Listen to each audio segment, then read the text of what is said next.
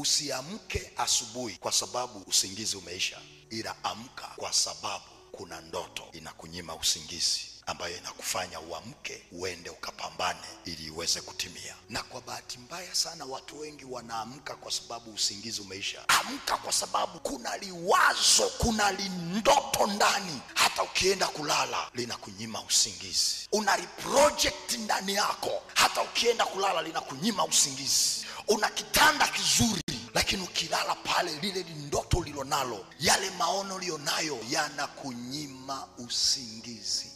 Biblia inasema mtu apendaye usingizi atakuwa maskini, ila mwenye mkono wa bidii atakuwa tajiri. Na kwa bahati mbaya Biblia inasema tajiri tawala maskini.